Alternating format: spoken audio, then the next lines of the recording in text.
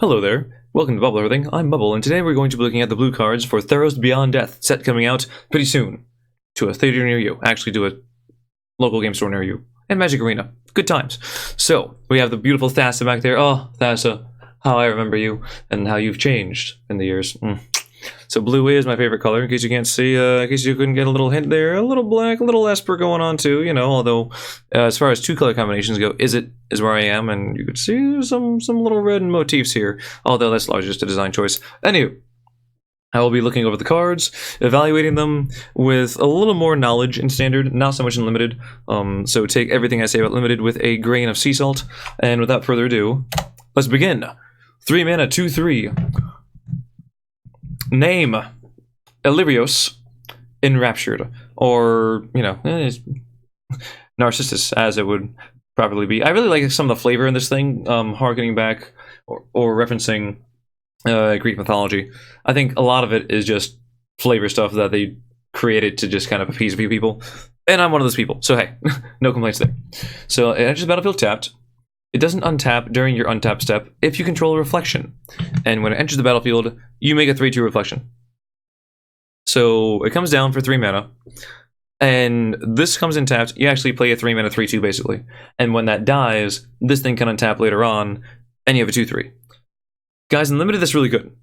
I don't know why it has to be legendary. Like, I couldn't tell you, aside from the fact that having 2 of them out there with the reflections could be a little weird.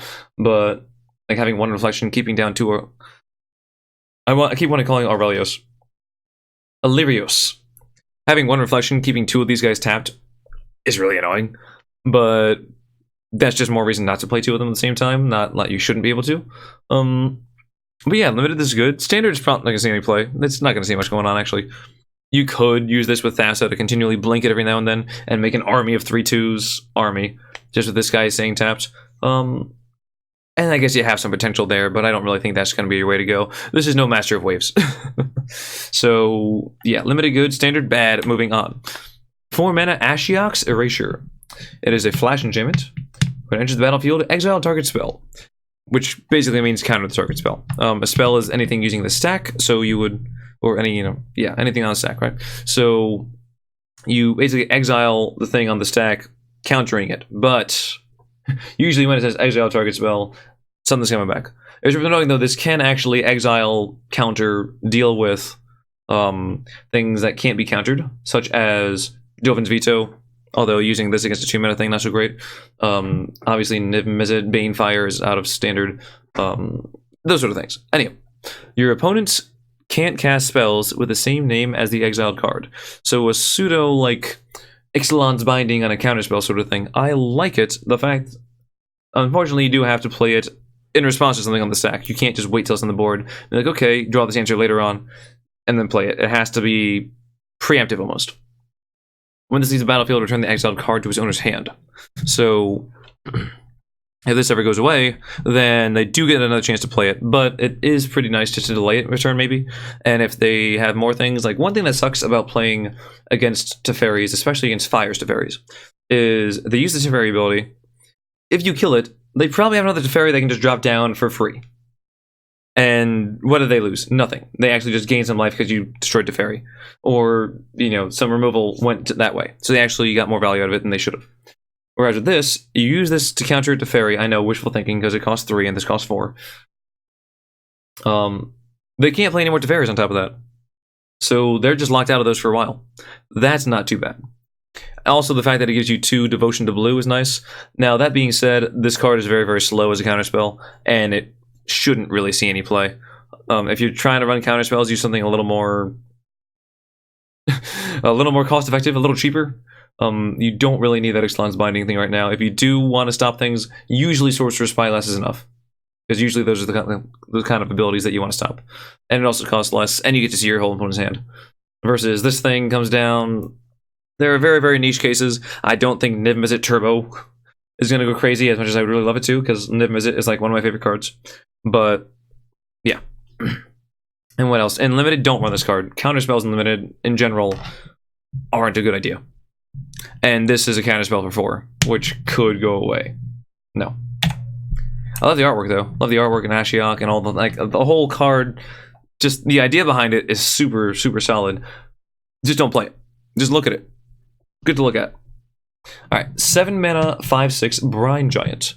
The spell costs 1 less to cast for each enchantment you control. So it has affinity for enchantments.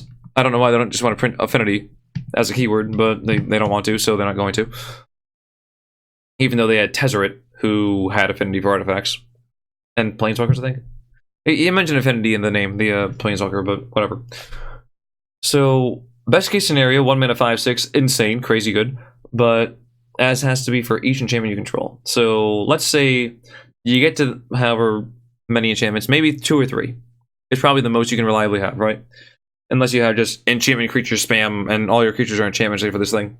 And then you just drop like a 1 or 2 mana 5/6. That's good. Are you aggressive? Probably not, because a lot of enchantment creatures aren't aggressively statted because it take away some of the power and toughness due to it being an enchantment to balance it. So that's not great. This isn't going to be your high-end in the game card. So in standard, 0 play. In limited, I could see this here and there. Like if you play it for, what do you actually want to play it for? Playing it for 5 is okay, which would require you to have 2 enchantments. Playing it for 4 is really good. The odds that you have 3 enchantments down by the time you get to 4 mana would mean you have to basically play 1 enchantment each turn is very, very unlikely. Unless you literally only have enchantment creatures and like omens and stuff and gods. So, that's pushing it. If you have a better, more reliable high-end card, then I would run that instead. But this guy, he's interesting. Alright, now we have Caliph, Beloved of the Sea. Beloved? I don't know. I think it's Beloved. Beloved would have a little umlaut or something, right? Little diacritic mark, right? Okay, so it costs... this is the blue demigod, by the way. Every color is a demigod, and this is blues. 3 mana. Star 3. The power is equal to your devotion to blue. So as opposed to Daxos, because I'm reviewing these in Wooburg order, which I never thought I'd say. As opposed to Daxos, whose toughness is boosted, so it's more defensively statted, this is an offensive blue card. Curious. And the other effect is creatures and enchantments you control have spells your opponents cast that target this permanent cost 1 more to cast. So the question here is having blue devotion worth it? Is there a significant payoff to having a lot of devotion to blue where you want to play this card alongside it? Because this isn't just going to be enough of a payoff to run it on its own. If they would be run with something else that has more of a reason to be in your deck, like a more primary goal. There's a better way to say what I'm saying, and I'm not doing it well. But I hopefully got the point across. The effect is nice, the fact that it makes your opponents pay a little more. Sure, that's cool, but ultimately, I don't think this is going to work. Again, this is not Master of Waves. A lot of things aren't Master of Waves, with good reason, because Master of Waves is insane. But the fact that it's, like, aggressive doesn't actually help me at all. The fact that it boosts his power, I don't like that. It's probably going to be one of your better ways to get Devotion to Blue on the board. But that being said, I don't like it. Like a 3-mana 2/3 that has that effect is okay. You'll probably get it to a 3-mana 3/3. So in limited stuff, you can run it. And you can dodge some removal here and there, make your opponent groan a little bit. Oh, really? Now I gotta pay 1 more mana. In standard, I shouldn't see this seeing any play at all. It's not an enchantment, is it? It is an enchantment creature. Well, I still don't think. That doesn't change my mind. Alright, 1 mana instant Chain to Memory. Target creature gets -4/-0 until end of turn, and you scry 2. So we've seen a few of these effects in the past. One of them was Uncomfortable Chill, I believe it was. Maybe it was something else. Where you play it, your opponent's creatures get weaker, and you draw a card. Drawing a card is much more powerful than scrying. And if you put them together, then it's just insane. And then you have Serum Visions, and you have Preordain, and it goes out the window. It goes crazy. I don't think this card's worth it at all. I think this card should not see any play in either format. It's not worth it. If I said draw a card, maybe I could say, okay, maybe play one of them just to filter through things in limited. But the fact that it just lets you scry, doesn't even let you draw, off the list. Alright, 3 mana, Deny the Divine. It is an instant spell, counter target creature or enchantment spell. If that spell is countered this way, exile it instead of putting it into the owner's graveyard. So it's a 3 mana counter, which is the standard cost to counter anything with cancel cost 3 mana. Let me just put it that way, which is just counter target spell. Anything else that costs 3 mana needs to have an upside to cancel. Otherwise, why are you running it? Needs to have some other bonus effect, like Sinister Sabotage, you Surveil 1, which is a very, very real upside to it. Other effects like well, other things cost less usually. So, but they're more narrow, like Essence Capture or Essence Scatter is only creature spells. Negate is only non-creature spells, but it costs 2, so it's not really that big a deal to leave up 2 mana and use that on whatever the hell you want to. The upside to this one is that it exiles whenever it gets countered. Is that good enough?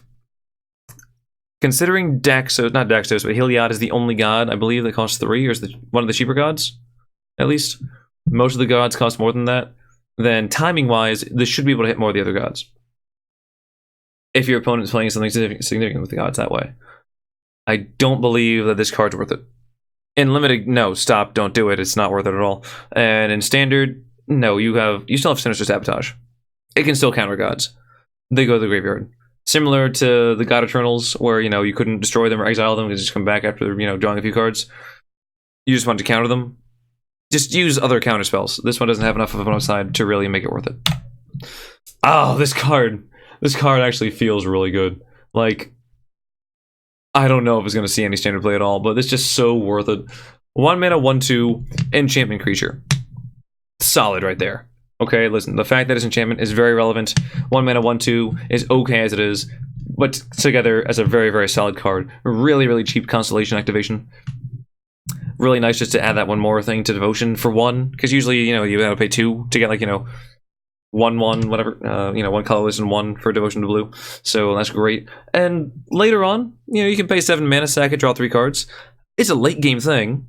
But that also means that if you draw in the early game, maybe a little aggressive, maybe just hang on to it and get some Devotion. Later on in the game, draw some more cards. I love it in Limited. In Standard, I think it's just too much for the card draw effect, whereas you could just be running Chemistry's Insight or some other card draw things that we're going to go through.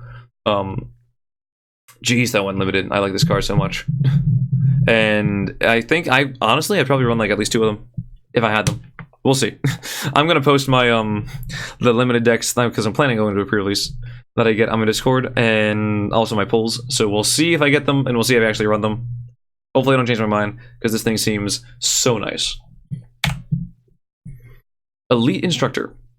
A 3 mana 2/2 when it enters the battlefield, draw a card then discard a card. So 3 mana for a 2/2 and you loot. No. And the wizard tag really doesn't do anything for you since Wizard's Retort and Wizard's Lightning cycled out a little while ago, so the tribal thing doesn't matter at all. The body is pretty weak, and looting is nice and limited, but it's not really affecting the board at all. So nix that on limited, nix that on standard, nix is relevant for Greek things. Moving on. Okay. 2 mana, this actually seems nice. 2 mana instant spell, draw a card. And then it has escape for 3, exile 5 of the cards from your graveyard. So I believe, and I could be incorrect, there was a card called Think Twice, which was a similar thing that had flashback. You pay 1 on a blue, and you draw a card, and then later on, for a higher mana cost, you could flashback it and just play it again. This is very reminiscent of that. It's not at all the same card. And don't get the idea that, oh, you're just going to play this, 4 or 5 times in a game of Standard because you're just going to keep playing it from the graveyard. No. And having multiples of these doesn't actually help you at all once they're in the graveyard. It does nothing. Sure, off the top it works, but at that point, isn't it better to just have something like, well, actually Jumpstart you have to discard, though. Maybe we'll run it together, I don't know. But still, I would definitely see running 1 or 2 of these in a standard deck just to see how it goes. And just getting extra options there. In Limited, yeah, you can give it a shot. Why not? I mean, I would play maybe 1 of them. This isn't going to win you the game. But it could see some fringe play. I think in Standard this might be like a sleeper card. I think there might be some real potential behind this thing. I'm hesitant to say. And I'm hesitant to say this is going to be run in multiples in any decks.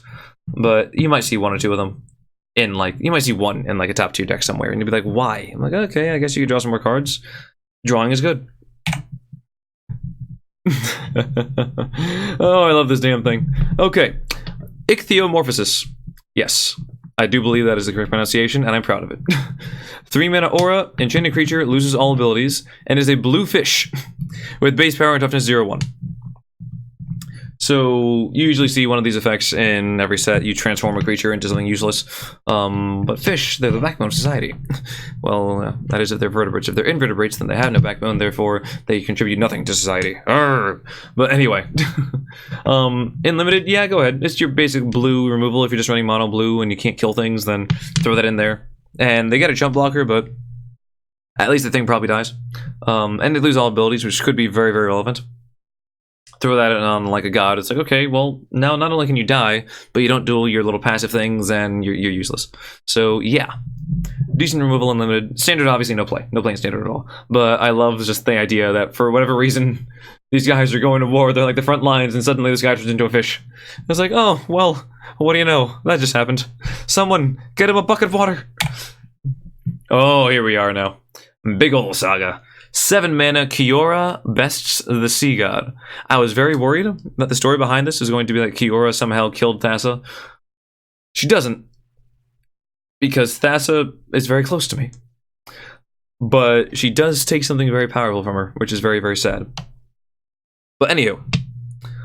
The first chapter, you create an 8/8 blue Kraken creature token with hexproof. Hexproof is extremely relevant here, because Teferi is still running around, mainly in Fire's decks. And if you aren't aware, bouncing tokens, which Teferi does very well, destroys them, right? So that would basically be 7 mana, do nothing. Like your opponent draws a card. Yeah, that would be terrible. So the hexproof is critical.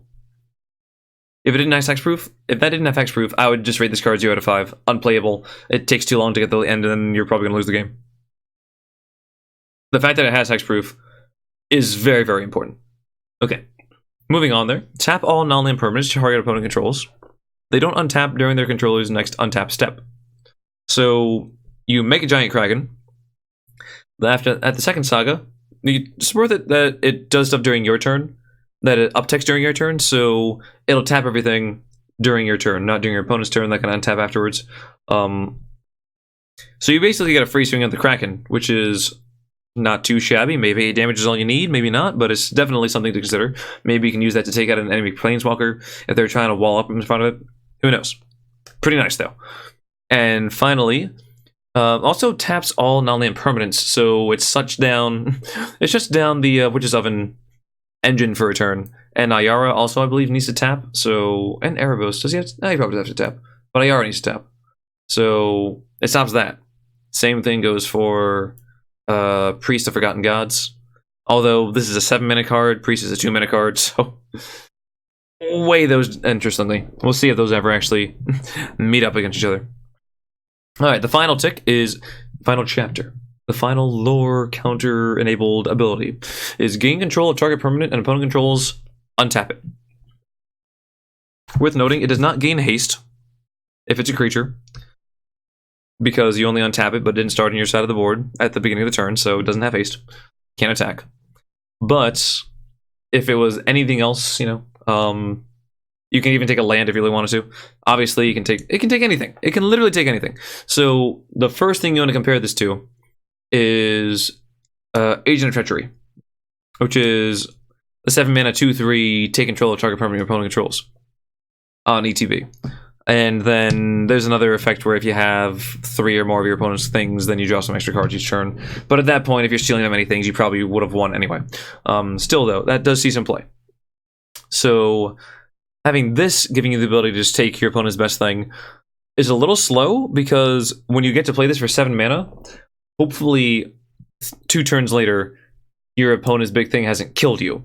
But that's what the Kraken's for, that's what tapping on online permanence is for, so odds are they'll have the big thing out there and you might be able to survive until then. And lore-wise, this is where Thassa steals... not Thassa, Kiora... spoiler alert, by the way. Kiora steals Thassa's Bident. Similar note, a fork is a standard, 4-pronged fork is a quadrant. So go ahead and just take that out of the silvery drawer and be like, Mother, I have obtained a quadrant for you. And then she's like, why'd you give me a fork? A quadrant, Mother. Peasant. Okay, don't call your mom a peasant. Okay. Anyway, if you want to feel fancy though, then, maybe say it to like a buddy. But yeah, I think this has so much potential in it. It all hinges on the first turn. Does an 8/8 Kraken with hexproof actually affect the board significantly? If you're playing against aggro, this is horrible, because by then you probably would have lost. One single blocker isn't going to get you, isn't going to make you safe. If you're playing against control, it's probably pretty good. Actually, it's very good, but they could also just, use a board wipe. They might not have it, though. And if you're playing against some sort of mid-range, this is where this really shines, because it slows down a lot of their creatures. They tap all this stuff, you swing in there, and then you take one of their middle range things that's like kind of higher up. Yeah. So this could be seen as some sideboard stuff. Obviously in limited, jam it in there and you'll be happy. Just 100% play this card. In standard, sideboard card against mid-range decks. I think that's fair. And another saga back to back to back. Minus the last back there. We only have 2 backs. Alright. 2 mana with 4 chapters. So the first one is Scry 2. Okay, 2 mana Scry 2. Feels really, really bad. Feels horrible. Feels disgusting. I would never play that card. What else do we do? Alright, chapter 2. Choose a card name. So chapter 2, you do nothing. Actually, you do worse than nothing. You tell your opponent the card you would like to play next turn. Because this ties into chapter 3. When you cast a spell with the chosen name for the first time this turn, you draw 2 cards. So you pay, and then the last ability I'll just go over it is look at the top card of each player's library. You can't surveil it or anything. You can't move it around like you would be able to with, I don't know, what, Ghoul Caller's Bell or something. Basically like a little Mishra's Bauble effect. Mishra's Bauble is great, but this is delayed and is split up, and it's not actually that at all. So how do we feel about 2 mana, you scry a little bit, you tell your opponent what you're going to play. They can try to play around it. If it's just a solid card, sure, you just add a draw 2 to the card, which, if you add draw 2 to pretty much any card, it makes it good. It objectively makes it better. There's going to be some cards like, oh no, it doesn't make it better here, because then, you miss out on this effect. Okay, whatever, Hazoret the Fervent. And that's probably a horrible example too. But it's a very nice thing, and they added the hard once per turn thing, so if you have multiples, you can't just play it, draw 2, play another one, draw 2, play another one, draw 2. It's only the first time you cast it. I think the big downside is that you tell your opponent what you're going to play. And they could try to make it really, really annoying, or they can hold on to a kill spell if it's a creature, be like, okay, I want to kill that, so I'm just going to wait. Pass the turn. Are you going to draw your 2 cards? And then if you don't play it because your opponent set up an annoying board for you, or you think they're going to get you, then you miss out on, like, everything. And then you literally only scry 2, which is horrible. So, unless there's some, let's see, so turn 2, turn 3, so turn 4 is when this will be coming out on 4 mana, if you play everything on curve. If you play it later on in the game, it's just too slow, just straight up too slow. You have Castle of Vantress if you're doing this kind of thing, and just use that instead to scry every turn. It's only good if you're playing it on curve, which means you want to play it in a lower, like a faster deck, or a deck that doesn't really rely too much on the late game.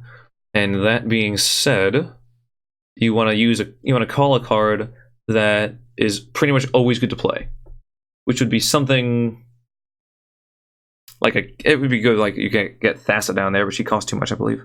I think she costs 5. If she costs 4, maybe. But otherwise, you'd want something either uncounterable or just always good. I don't like this card. I don't like it. In limited, oh god, you could probably get away with it, because in limited you largely just throw all the cards in the field and hope that you have a better hand to some degree. Again, I'm a bad limited player. That's how I play. That's how beginners play. I try to counter things every now and then, and by counter I mean play around things. But sometimes you just go bleh, and you win the game. So this could be nice and limited. In standard though, don't mess with it. I don't see the deck where this actually shines. I don't see anything where this actually shines. Memory Drain. For some reason, I really like this artwork. Just because of something that's going on there. I don't know. I like it. So 4 mana for an instant counter target spell, scry 2. No. No, no, no, no. No, no, no, no, no. With it being 2 blue plus 2, like you could have just made it 1 and 2 blue, counter target spell, scry 2. That would have been fine. People still would have run Sinister Sabotage over that anyway, because you can put the cards in the graveyard. So this is costing more than that and having a worse effect. Negative Ghost Rider. We have a 3 mana 2/3 Nadir Kraken. Whenever you draw a card, you may pay 1. If you do, put a +1/+1 counter on this card, on your Kraken, and create a 1/1 blue tentacle creature token. Now this is getting somewhere. If you see this in limited, you grab it. This is absolutely 100% a first pick card. Because guess what? Whenever you draw a card every turn. Okay? This isn't one of those, whenever you draw your second card for the turn, you make it fairy token things. Or, you know, what's that? Improbable Alliance? Or whatever, you do some more damage, Ironcrack Pyromancer. This is whenever you draw a card. Doesn't matter. You can trigger this multiple times a turn. During your bonus turn. Whatever you want to do. This gets stronger. That alone just means every single turn, if you pay for it, okay, 2-3, then a 3-4, then a 4-5, then a 5-6. This breaks stalled boards very, very easily. This just gets around things. You put a very, very significant clock on your opponent. Plus, you start just spinning out 1/1s. That can either block or just make a whole wall of things like, well, I have all these tokens, a swing. Sure, you block this thing, and then 5 tokens get, and then 5 tentacles get through. That's fantastic. Maybe even you draw some cards afterwards because you already have the mana invested, and then you just make some more things. Instant speed, draw a thing, make a blocker, chump block your dude. This thing is fantastic. Limited bomb. In standard, in constructed play, this could see some play. The fact that it hoses you for 1 every turn, if you want to play it that way, isn't great. I feel like you should at least get it to a 3-4, just given the stats there. Maybe even a 4-5 because of the new red removal thing, the red AoE removal, which I don't remember the name for it, but we're gonna go over those soon. Hopefully I might have the red reviews and you can just click on that. Hopefully that video is live. We'll see. But yeah, this card's really nice. I don't think it's gonna see many plays in like multiples of things, because even though, was it this one? No. Even though the demigod is like aggressively statted, it's just so good though. It even just gives you 2 blue for devotion, which you can pay later on and still get the good advantage. Okay, any sort of blue devotion deck will play this. Definitely. Definitely. And they'll have card draw just as a coincidentally. Just coincidentally because they're blue, so you just have card draw for some reason. It's like, I don't know, this draws cards too, because it's blue. So yeah, I love this card. Also, Krakens are pretty cool. Release the Kraken. Alright, 3 mana. Naiad of Hidden Coves. It's an enchantment creature. That's a 2/3 enchantment creature for 3. Yes, that's nothing wrong with that. That is your standard sort of stats for an enchantment creature. Of that cost.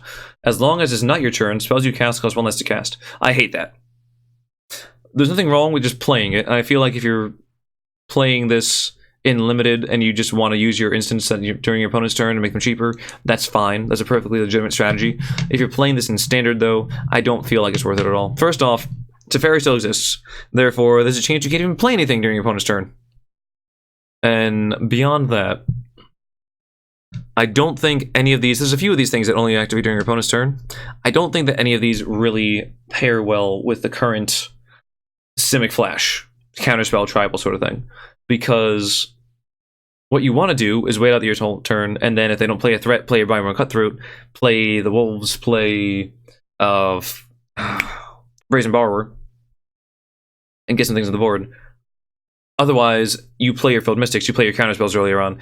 This thing coming down on 3 mana means you still want to keep more mana available, so you want to have at least 4 or 5 when you play it, 4 being the absolute minimum because you can keep up Quench. I don't like that at all. Because if you have 4 mana and you play this, why not just wait the turn, play your Field Mystic on your opponent's thing, and then you counter it and you make a 3/2 versus a 2/3 and no. Nope. Unless there's something super significant about this being an enchantment, and I don't think there's going to be a whole lot of... I don't think there's a whole lot of Constellation payoffs in blue. It only gives you 1 devotion too. If this was like double blue and then 1, I could see that. Because maybe the devotion mattered. But as it is, no. Alright, so vanilla, 4 mana, 2/5, enchantment creature. So, Nyxborn Seaguard, by the way, that's the name. Okay, it's alright. I mean, if you need something with a big ass to come on the board, just to stall out for a few turns, imagine if you're playing this in limited. Obviously, standard 0 play. In limited, if you have a lot of Constellation, you could try to get that to go off. If you have some very strong 5 or 6 drop that can easily 2 for 1, you could try to use this to stall out the next turn or 2. Otherwise, don't run it. Just run something a little more favorable on the stats or something that actually really impacts the board. Ah, here's the Omen. So we have the 2-mana Omen of the Sea. Let's see now. We have, it's obviously a flash enchantment, as all of the Omens are. When it enters the battlefield, scry 2, then draw a card. So on enter the battlefield, you get to preordain, which is literally scry 2, draw a card. That is a very, very strong effect.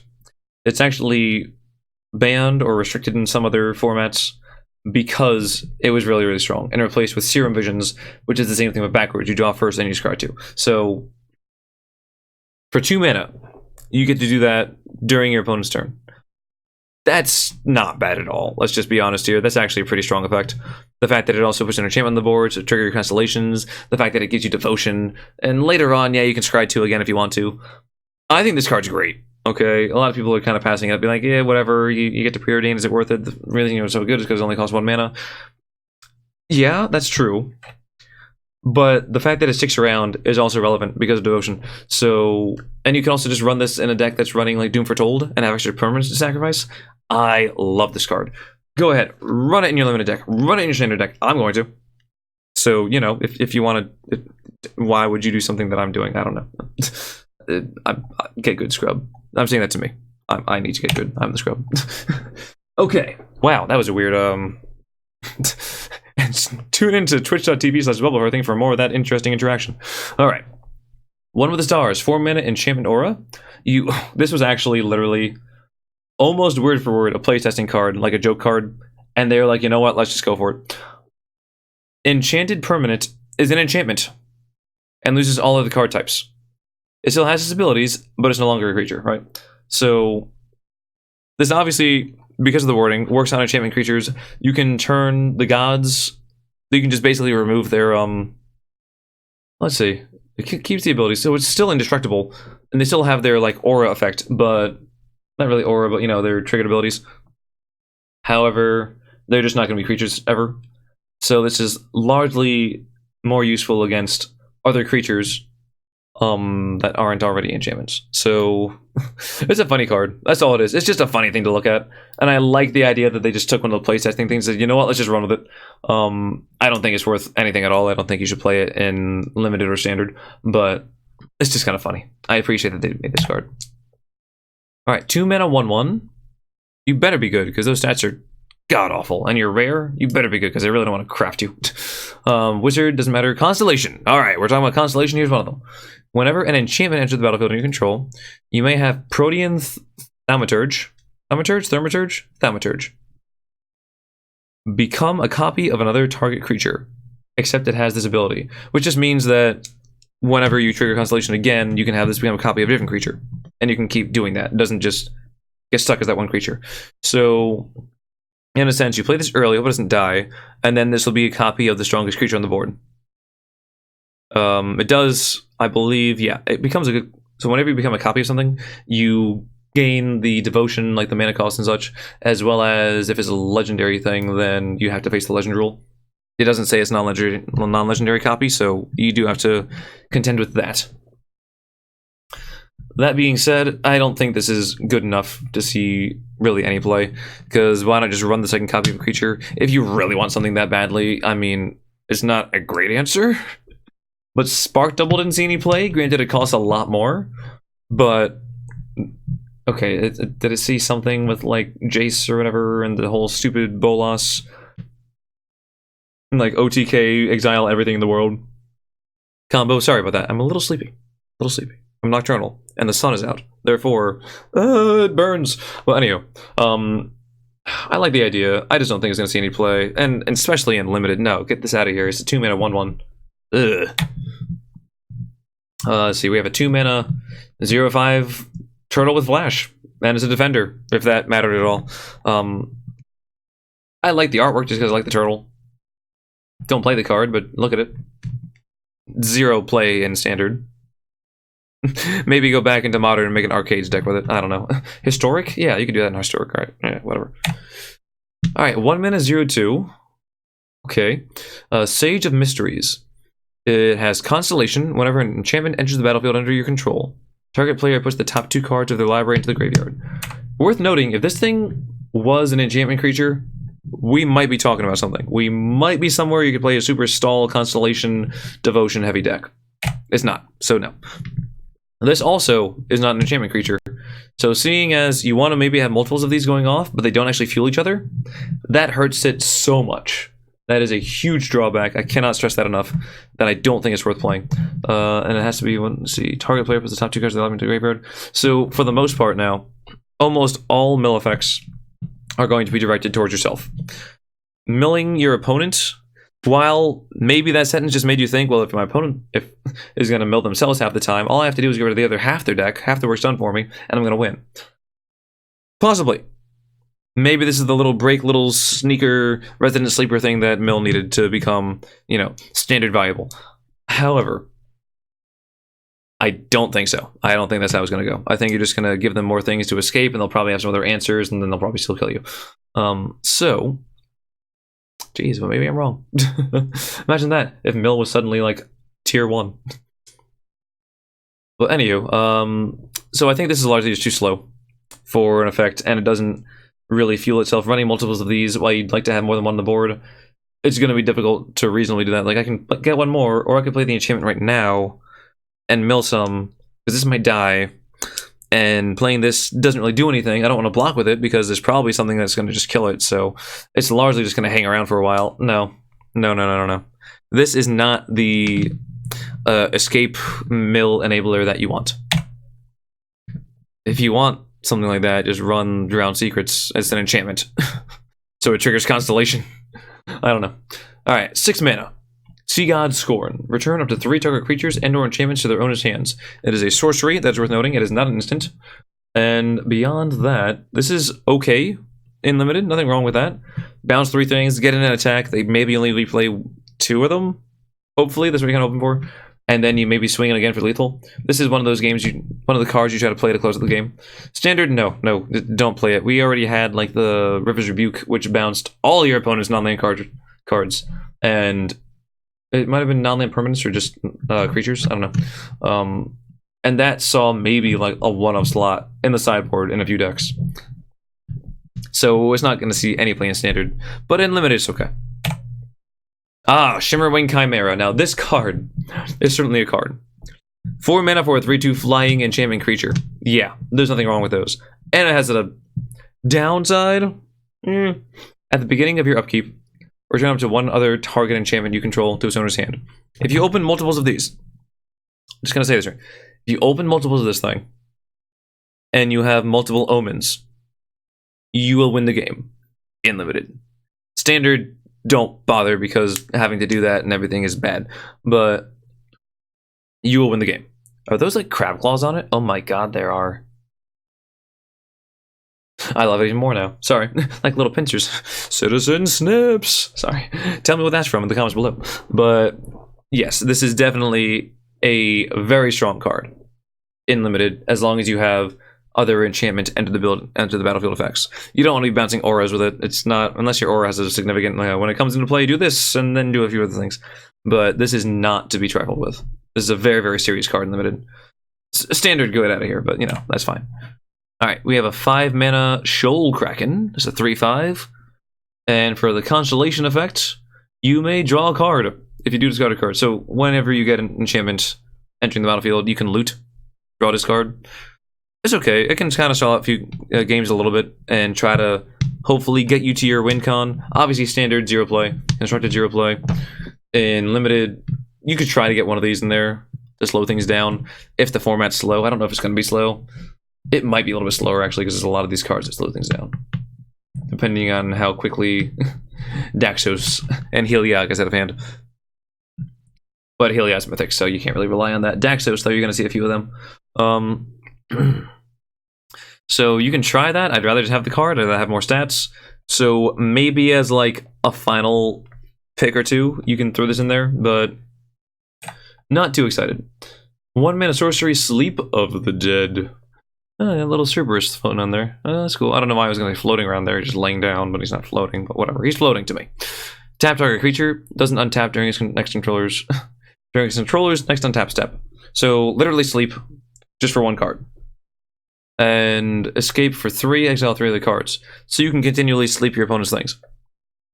but it's only one at a time. Because of that, no, I wouldn't play this in... Oh god, you could do one of Unlimited if you wanted to, but I really wouldn't even do that. And Standard sees 0 play. Just because Unlimited, if you add enough things, you can sleep with this one, and the exile cost for...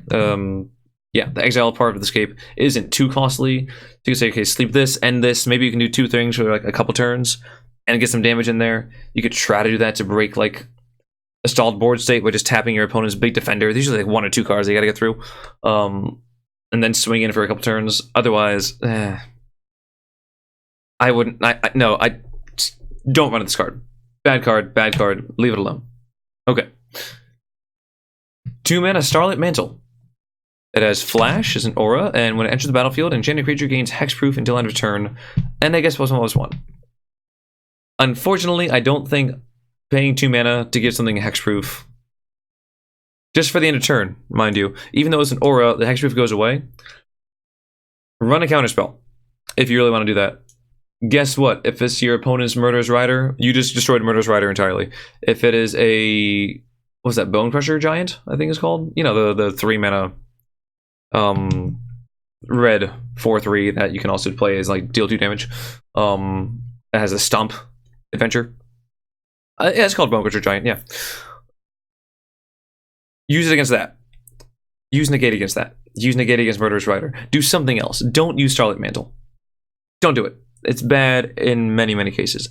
Ultimately, it's just going to be a 2 mana +1/+1, which is horrible. Alright, Stern Dismissal. Look at that. I'm just gonna pour this on you until you go away. Goddamn, it was like trying to flush something down the toilet. Like, come on. A spider. I don't want to just suddenly be like, what are we flushing down the toilet? I don't know. It's like trying to flush like an insect or something down. Like, or trying to pour it down the drain. Like, come on, get down there. Oh my god. You're gonna clog them pipes. Anyway. 1 mana instant, return target creature or enchantment controls to its owner's hand. So, just, you know, 1 mana unsummon. Which is fine. You can also bounce enchantments. So, it's... this might replace unsummon in Standard in a few decks. Other than that, I don't think it's going to see any play. Don't bother with this in Limited. It just does a little bit. But aside from that, that's really it. Although I do like the artwork, as I just said. Alright, we have the Stinging Lionfish for 2 mana. You get a 2/1 enchantment creature. Okay, the fact that it only has 1 toughness is actually significant. And that makes it a lot weaker. This is one of the few times where, even though the stats versus the enchantment, like, versus it being an enchantment creature are kind of balanced, I don't like it. And whenever you cast your first spell during each opponent's turn, you may tap or untap target non-land permanent. That's not a good effect at all. It's too... I like that it's cheap, because you can probably play it earlier on and still maybe have, like, instant speed things to do during your opponent's turns. It doesn't cost too much, and then you just waste your whole turn doing that. But it's not worth it. Just play Gadwick if you want to tap your opponent's creatures. Just play Gadwick. If you want to tap things that aren't creatures, then destroy them. Then find a way. Alright. 2 mana Sweet Oblivion. Target player puts the top 4 cards of the library into the graveyard. You can escape for 4, and you have to exile 4 other cards from your graveyard. So, for 2 mana mill 4, it competes directly with Merfolk Secret Keeper, which is a great card. However, there's no reason why you couldn't run both of them. I feel like this is fine. You can run this in conjunction with something else. I am actually planning on making a deck that uses the... what's the blue-green Titan? And I just want to mill it. I don't even want to bother playing it as like the regular thing. I want to mill it. I want to play it on turn 4. I want to have a 6/6 on turn 4 that enters the battlefield, draws me a card, lets me be able to land down, gains me some life. That's a huge play, right? And I think this could be a very important card to that. You're basically just running 8 cards that mill 4. The escape, I don't think is ever going to be relevant. I don't think it's worth it at all to pay 4 mana, and you can't even use this to try to, like... It somewhat fuels itself, because you can play it every single turn, because it mills 4, and you exile 4, and then you mill another 4. But that means that it gets even, and you want to get, like, progress, you want to get advantage, you don't want to just break even on those things, plus you're spending 4 mana, so... Unless there's a specific, unless there is a specific card you want in the graveyard, for whatever reason, this isn't really that good. Aside from, the escape isn't very good. But on its own still, I think it is actually worth it. In Limited, you could play one of these, and maybe your opponent gets really low because the deck size is 40 instead. So, or the minimum sword, you can still run like 20 cards, no, not 20, 120 cards, and good luck. Who's playing the Battle Witch deck again? 250? Yeah, is that what it is? Jesus Christ. But beyond that, I will definitely be playing this in Standard. I think it could see some play. And in Limited, maybe one of just to, if your opponent's doing a whole lot of self-mill on their own, or whatever, then you could try to push them a little further than they want to go and try to win by deck out that way. Just, hopefully they're not playing another blue card that's coming up soon. Not this one. Okay, I'll get there eventually. Sorry, I'm... I was like, I don't know where it is, just somewhere in here. I think it's like Fascist Oracle or something. Yeah, that's exactly what it's called. Hopefully they're not running this card. We'll get to that soon, as you see. Okay. Without any more hopping around, Thassa, Deep Dwelling. 4 mana, 6/5, God. You need devotion at least 5 or more, otherwise it's just hanging out there as an enchantment. And what does she do? At the beginning of your end step, exile up to one other target creature you control, then bring it right back under your control. And then what else? You can pay 4, tap another target creature. Not at all the Thassa of old. Oh my goodness. Thassa was so good before. She just came by. She was super cheap, and then she made things unblockable. It's like, guess what? I'm going to get this guaranteed damage in there, and I'm going to be a 5/5 faster than it should be. Woo! Instead, 6/5 about the same time you would normally get a 6/5, and you can flicker things. Now, do I want to make a deck that has this thing in flicker effects? Yeah, I do. I definitely do. It's worth noting here that if you take an opponent's creature due to something like active treason or what's that? The firstborn? I don't know. Steal the firstborn, claim the firstborn, whatever the hell it is. If you have any of those, take your opponent's creature till end of turn effects. If you trigger this first, the creature always returns to the battlefield under your control. So it will not go back to your opponent's side of the board if that was a temporary effect going on. Just something worth noting.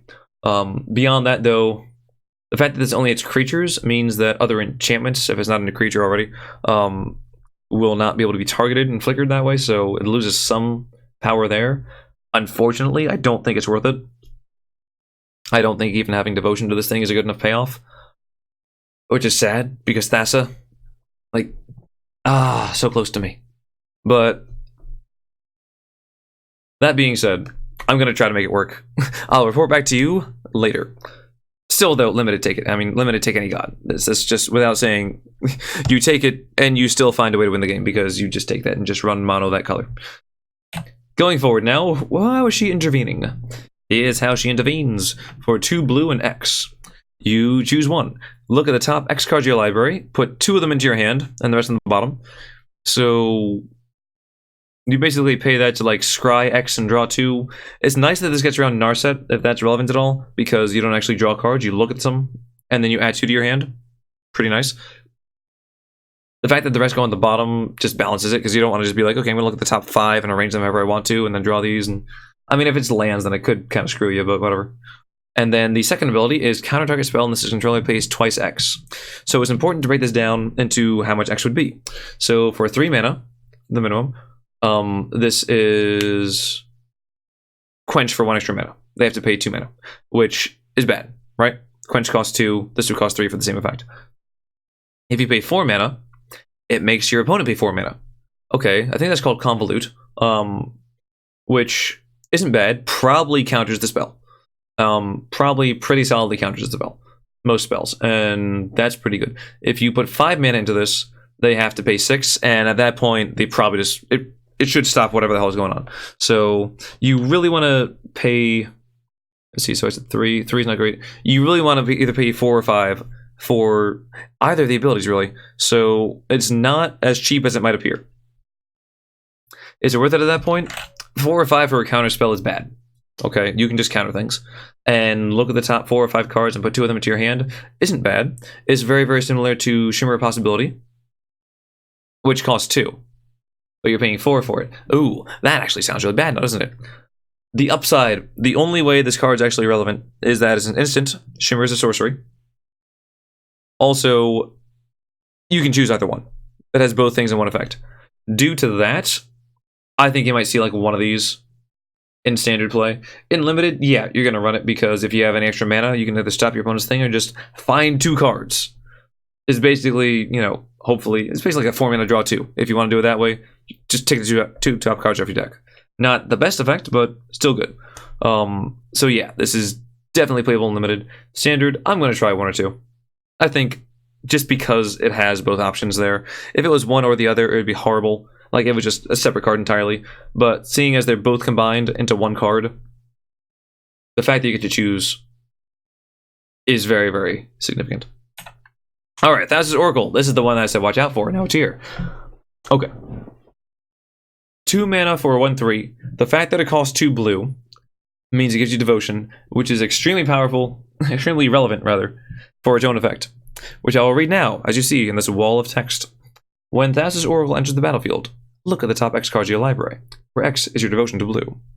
Put up to 1 of them on top of your library, and the rest on the bottom of your library, in a random order. If X is greater than or equal to the number of cards in your library, you win the game. So yes, we have another alternate win condition. It's a very, very similar effect to Lab Maniac, whereas Lab Maniac says if you would draw when you have no cards in your library, win the game instead, because normally you would lose. Same effect as on Jace, Wielder of Mysteries, to win the game that way. So let's see. Reasonably, the fact that it adds 2 devotion to it on its own is very good. And let's see, what can you do there? You put 1 on top and the other one's on the bottom. I mean, otherwise, this is literally look at the top X, put 1 on top, and the other on the bottom. Okay, I'm going to read the effect a million times. So, I think this is going to be a very, very significant card in, like, mono blue self-mill. And I could actually just win the game there, because you do some Merfolk Secret Keepers, you play them after you already, adventure them off, so you have, like, 2 or 3 devotion just to that, and then you might have Drowned Secrets or something. And then, how do you get this back in the graveyard? I don't know. Hopefully you draw 1. But there's ways to do it. In blue, I think there's ways. Otherwise, you might want to run Demir. But still, that being said, I think this card's a very, very strong card. I don't know how often it's going to win you the game. In limited, you want to take this because you have a smaller deck size. But in standard, it's definitely going to happen a few times. I don't know if it's going to be a tier 1 deck, but I could say with some confidence, like, tier 2. Between, like, 1.5 and 2, I think this deck is going to be in there. Alright. Oh god, this card's so good. 3 mana, Thirst for Meaning. Instant speed, draw 3 cards for 3. Discard 2 cards, next you discard an enchantment card. So basically, 3 mana, draw 3, discard 1. That is insanely powerful. That is so good. The fact that not only are there a lot of enchantments in this set, but there are cards that want to be in the graveyard that you can recur from the graveyard just on their own, means discarding isn't even all that dangerous. Isn't even all that of a downside. This card is amazing right now. This, oh my god, okay, if you have this in limited, unless you just don't have enough enchantments, unless you don't have like any enchantments in your deck, fine. It's very hard to believe. I don't believe you. I think you should take a look and find them because they're in there somewhere. In standard, yeah, this is going to see play. Absolutely. This could just be a better Chemistry's Insight. This is a very, very strong card. I can't believe this is just common too. This might just like destroy Pauper, like single-handedly. It's possible. If this gets banned in Pauper, I wouldn't be surprised. A 2 mana, 1/3 Siren. Let's see. Therondi? Singer. Yeah, because I have Theros, so Therondi sounds like it could be the correct pronunciation. It is a 1/3 flash flyer. Already pretty good. For 2? Yeah. What else does it do? When it enters the battlefield, target creature an opponent controls gets -X/-0 until end of turn, where X is your devotion to blue. So if you recall Fairy Duelist, that was very, very strong in limited. In standard, it's just a silly little like combat trick, which doesn't really do a whole lot for you, so no. The only time you might see it is in Azorius Flyers. Even then, they don't really want to bother with this card. But in limited sets, in limited gameplay, this card is very, very real. The fact that it can just flash in there and, completely negate something that's attacking while also blocking something else is fantastic. I love the card in there. Definitely, if you get it, run nearly as many copies as you can. I wouldn't run more than 3, but you're probably not going to get more than 3, so there's that. But if you do, maybe it's better to run more. It's fantastic in limited. You do have to follow it up with things that actually win the game. 1/3 flyers don't exactly always get you there. But if you have a card in your deck that can win the game, that can push, you know, can help you with a final push, this can almost guaranteed help you see that card. Oh god. 5 mana. Thrix, the Sudden Storm. Very sudden indeed. No one really expected this guy. Flash Flyer. For 4 or 5. Whenever... No, not whenever. Spells you cast with converted mana cost 5 or greater cost 1 less to cast and can't be countered. I don't know if this is supposed to be the counter to Simic Flash at all, because you can wait till the end of your turn, the end of their turn, flash this in, and then your big things can't be countered. But how many big things are you playing, really? I don't know what you're really playing for 5 or more. I mean, I don't know. You could do that with like Dance in the Manse, because X is included while it's on the stack. Jeez. Bolas' Citadel would be okay, but having double blue and then requiring triple black afterwards is kind of hefty. I think this is just fine, though. Like, there's really... As it is, a 5 mana 4 or 5 Flash Flyer is very, very good for limited, and potentially good for standard. Although with 5 mana you want to do a little more to affect the board than just put a big flying dude in there. Another thing worth noting is that Realm Club Giant exists. This is also a giant, so if you flash this in, and then during your turn you play Cast Off and destroy everything but giants, this thing lives. That could be a very, very real board state. Or you can just play the Realm Club Giant afterwards, like for its regular creature thing, and it can't be countered. I don't think this is going to see much play in standard, just because I think it's too slow to sufficiently counter the Simic decks. However, in limited is insane. You can go for it. You might see this as like a one-of sideboard if you're playing some deck that has a really high end. And then you could try that. Otherwise, I wouldn't mess with it. Having multiples in your hand feels really bad too. Alrighty, what have we here? 2 mana for a 2/1 Towering Wave Mystic. Whenever Towering Wave Mystic deals damage, target player puts that many cards from the top of the library into the graveyard. That's bad, because you really want to self-mill, like I said. This isn't going to make your mill deck better if you're trying to mill your opponent. It's just a silly little 2/1 that's not going to do what you want it to do. If you... No. Bad card. Bad card. Get out of here. Bad card. 0 play. Okay. 4 mana 3/3.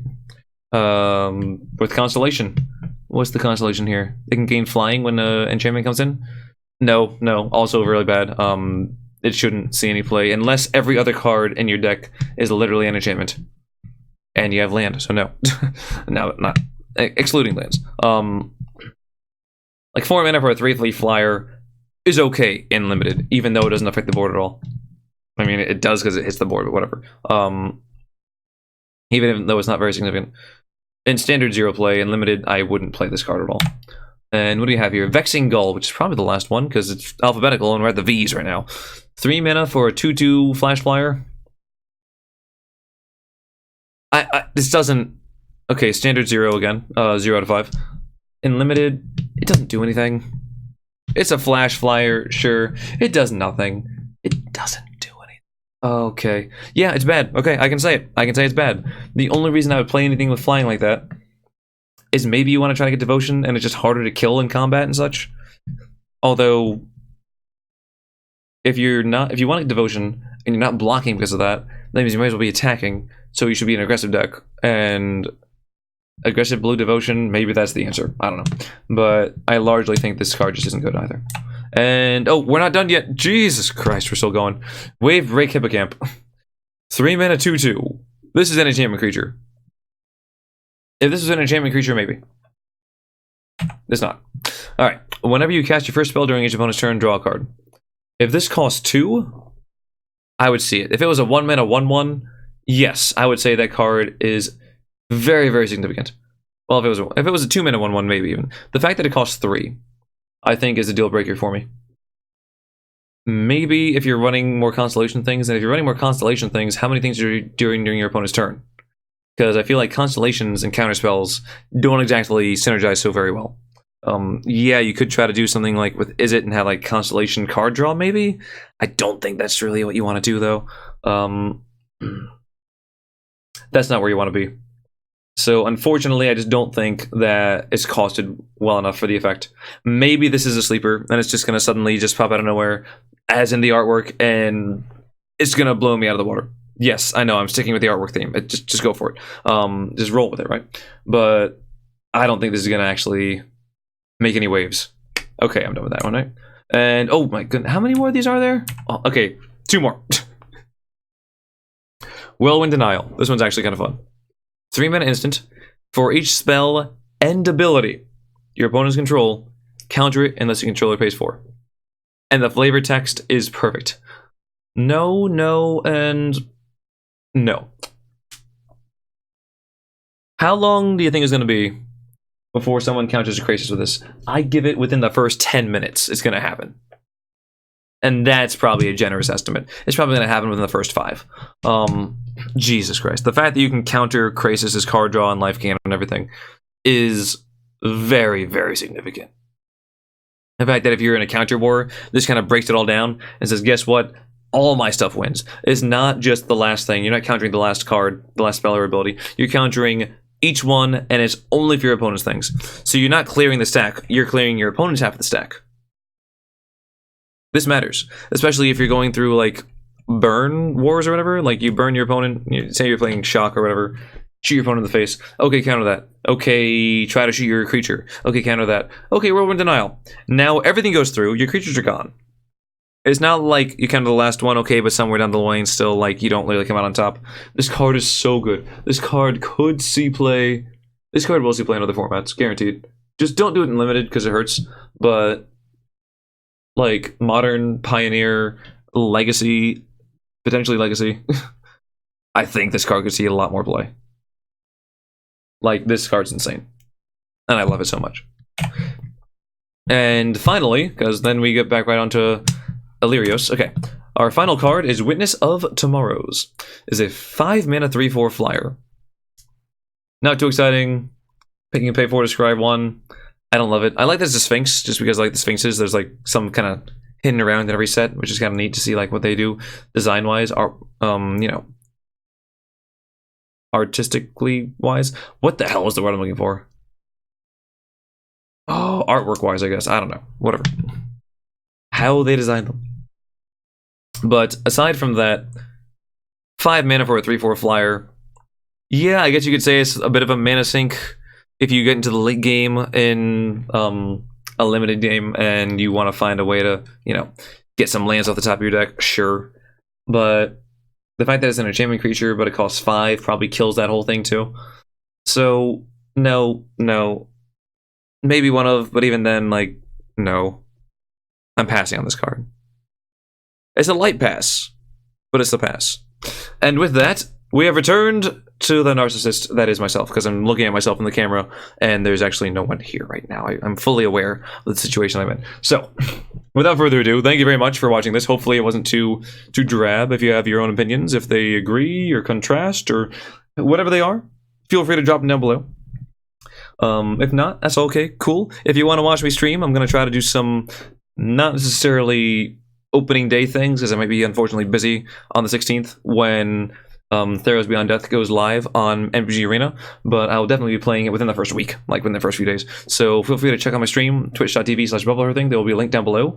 And without further ado, stay tuned for more set reviews. And good night or good morning, depending on where you are in the world. But as always, good luck.